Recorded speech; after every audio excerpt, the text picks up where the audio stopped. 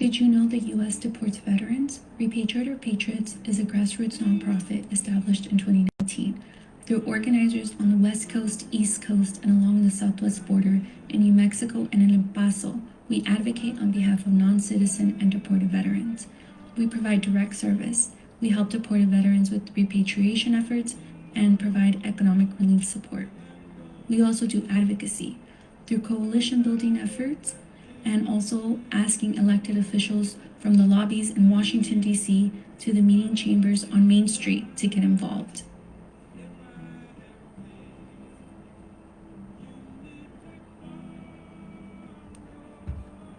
We center immigrant veteran stories through art and storytelling, such as the Leave No One Behind mural project and Desolate Scene. Join the movement today and tell Joe Biden to bring deported veterans home.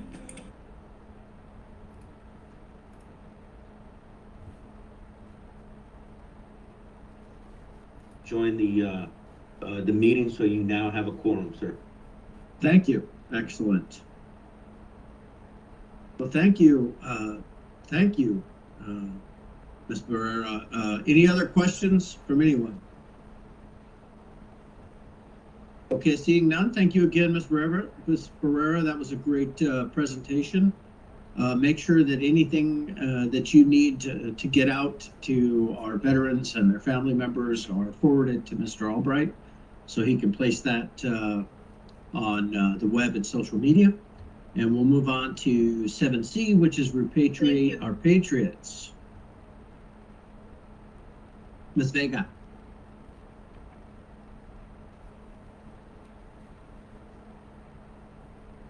Hello, can everybody hear me?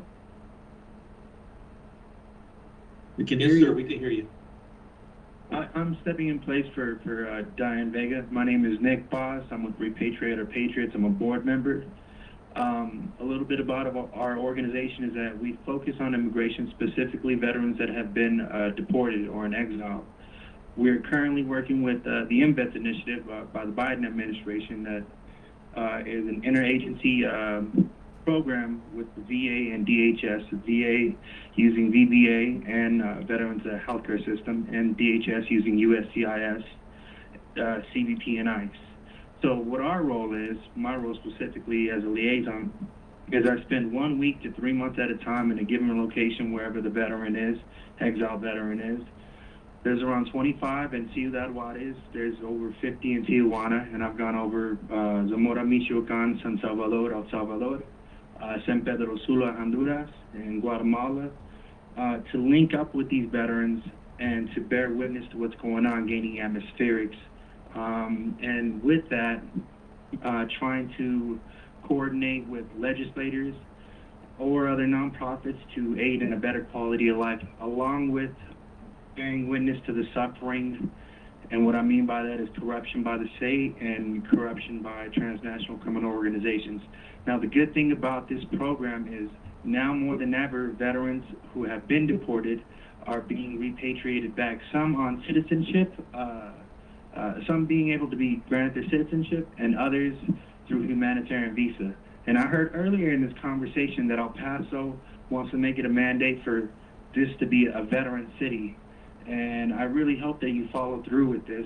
There's going to be a lot of veterans coming through the port of entry, whether it's in San Diego or in El Paso, and I would like to make El Paso that home. So my question is how can we work with nonprofits that you guys work with, along with your committee, to ease in the transition for these veterans to not only find housing, but to ease into their assimilation into society? That means getting their driver's license, basic necessities to live a normal life. So have you, this is Lance, have you, I believe you've briefed the Veterans Advisory Board at the county, is that correct? I wasn't there at that meeting. I'm currently in Central Mexico. If anybody was there, it would probably be Ms. Vega. I also have my president on the phone call, Dr. Mulga from the University of Texas, El Paso. Excellent. I think the first step is doing exactly what you're doing. I've talked with Mr. David Garcia, who has brought this forward to us. He has talked to us. He has, Chief, exactly. He's talked to us, and my suggestions to him were, first, get it out there, because there's not enough information out there. So what you just told us, that gives us kind of a number, that tells us what's going on and allows us to make some movement.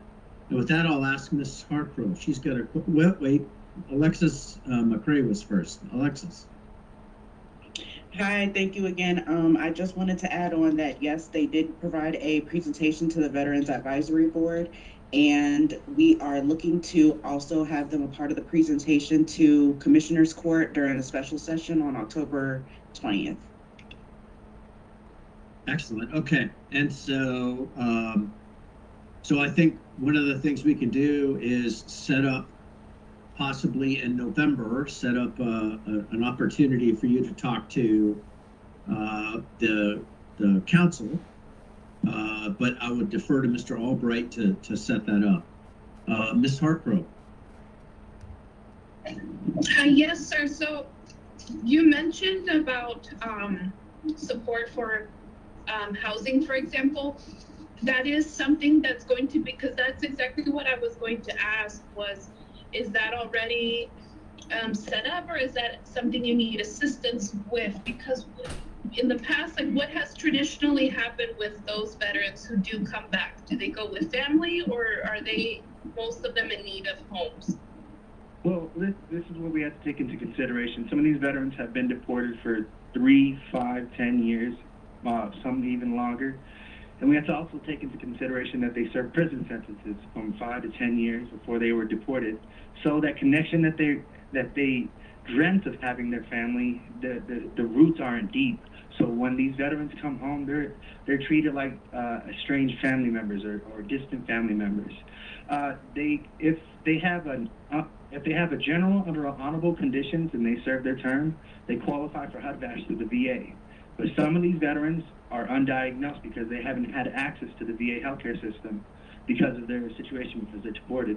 So if they have an other than honorable, that means that they don't qualify for benefits and they don't qualify for HUD-VASH. Immigration status has nothing to do with veterans benefits. And I want to repeat that. Immigration status has nothing to do with veterans benefits. So say if one of these veterans come back and they fall through the cracks, through the Hagel memo, anybody with a TBI-related illness and has an other than honorable discharge is eligible for an upgrade.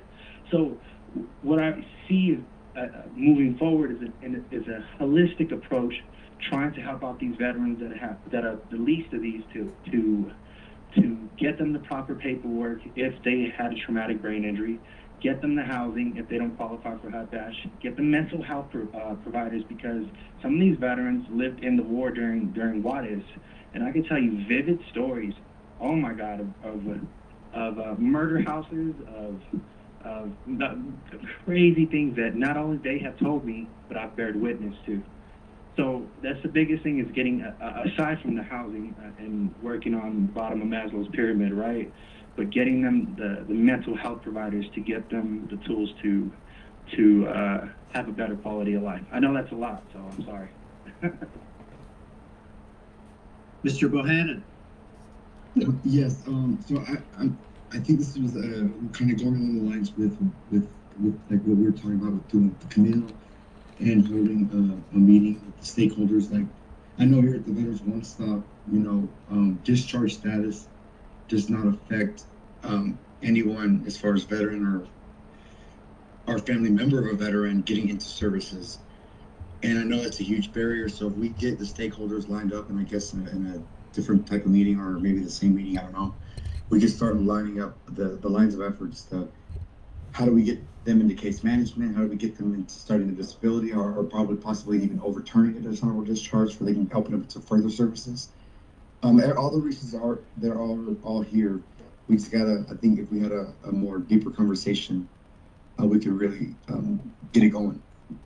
Well, they're trickling in, sir. But when they come into the doorstep of the port of entry, we're gonna rapidly reach out to your guys' team so we can start doing this triage. Perfect. That sounds great. Mm-hmm. Excellent. Okay.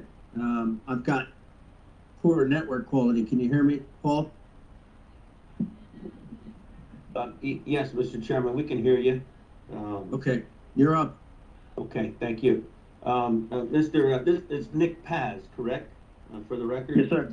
Okay, yeah, so I'm Paul Albright, the Chief Military Officer for the City of El Paso, and I run the Veteran and Military Affairs Program for the city manager at the city manager's office.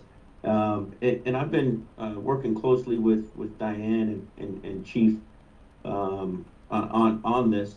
One of the things that I've done is I've reached out to the El Paso the Norte Community Foundation, and I talked with the president there. We put that on their visibility. They have a very large network of service providers, and they are able to reach out and what we're looking at doing is trying to find a method to prioritize services to these veterans as they repatriate. But one of the other things that we're looking at doing is, so somebody has to take ownership of that.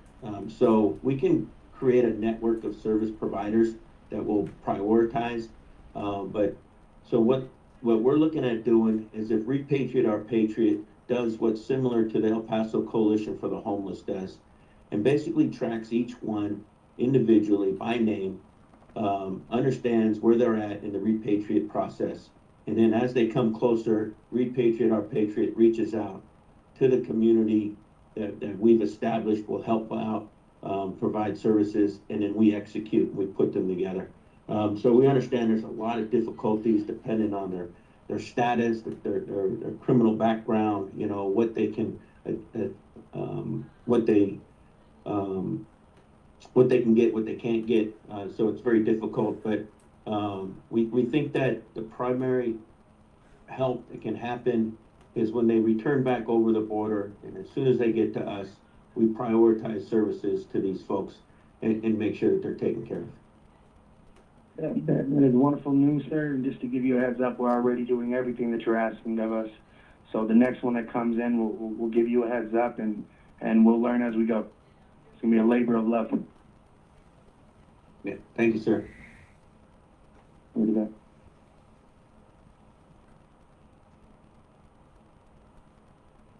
Okay, any other questions? Committee members?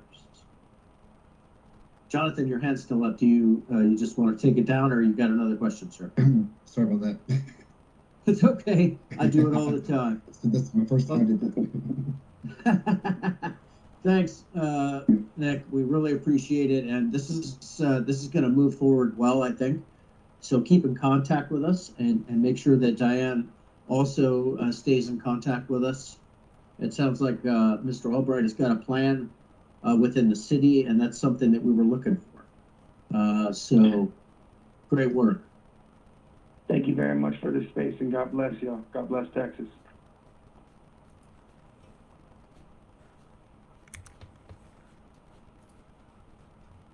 Did you know the U.S. deports veterans? Repatriate Our Patriots is a grassroots nonprofit established in 2019. They're organizers on the West Coast, East Coast, and along the Southwest border in New Mexico and in Paso. We advocate on behalf of non-citizen and deported veterans. We provide direct service. We help deported veterans with repatriation efforts and provide economic relief support. We also do advocacy through coalition building efforts and also asking elected officials from the lobbies in Washington, D.C. to the meeting chambers on Main Street to get involved.